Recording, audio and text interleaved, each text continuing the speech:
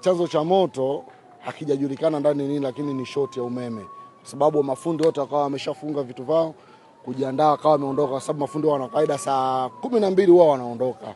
Mara nyingi tunabaki sisi hapo saloni kwetu na majirani zetu baadhi. Simba wa Bahari tumerejea Mzigoni kuanzia Gwanjo, Foshani, Yuna Kechao, China. Mjulishe supplier wako kuwahisha mizigo katika godown zetu, na sisi tutakusafirishia kwa kasi ya 5G. Kwa mawasiliano zaidi piga simu namba 0746 813 813.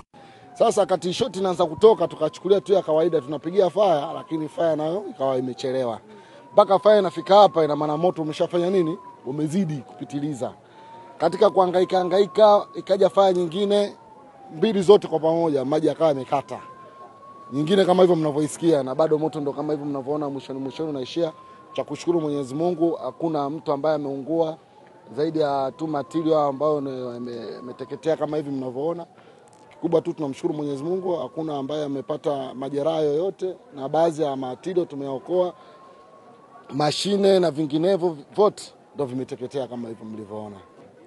Moto ulitokea hapo, ilikuwa jirani, sisi tupo eneo la pale jirani. Tukashuhudia kwamba moto unatoka hapo chochoroni na ukawa unawaka taratibu. Baadaye tukaona moto unazidi kuwaka na tujajua chanzo ni nini.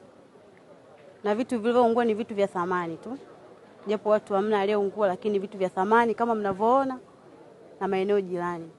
Na humo wote watu walikuwa wanaishi wote. Lakini hamna aliyeungua, ni vitu vyao vya thamani vyote vilivyoungua. Kuna vitanda, asilimia kubwa hapa vitanda, makochi, makabati, ni furniture zote zilizoungua. Hapa manispaa bado tuna changamoto hasa za vyombo hasa vya moto hivi. Vifaa vya moto kwa maana ya magari.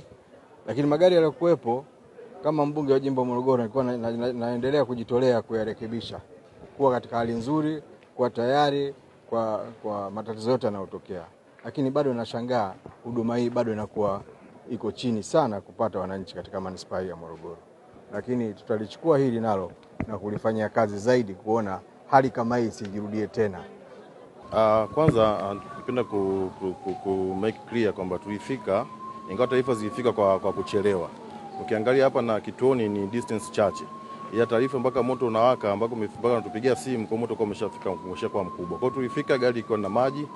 Baada ya kumaliza kufight kwa trip ya kwanza, tukaenda kuongeza maji kwa trip nyingine. Ndio hapo tukawasiliana na wenzetu wakaja kutuongezea nguvu. Kwa hiyo sio kweli kwamba tulifika tukuwa na maji. Wito wako ni nini sasa kwa wananchi? Kwa wananchi wito wangu kwanza, tunaomba kwanza utoaji wa taarifa kwa wakati. Tukio hili likipata taarifa kwa wakati, moto usingeleta madhara, usingekuwa mkubwa kiasi hichi. Kwa sababu taarifa zimefika kwa kuchelewa, ndio maana unaona moto kwa asilimia kubwa umeathiri vitu. Kwa sababu mpaka sasa hivi tupo kwenye scene ya tukio, chanzo cha moto bado hatujafahamika ni nini. Ila baada ya tukio nadhani kesho kutwa tutacompile taarifa, tutoa taarifa rasmi kwamba chanzo kilikuwa ni nini. Mpaka sasa hivi ni mapema kusema chanzo cha moto ni nini.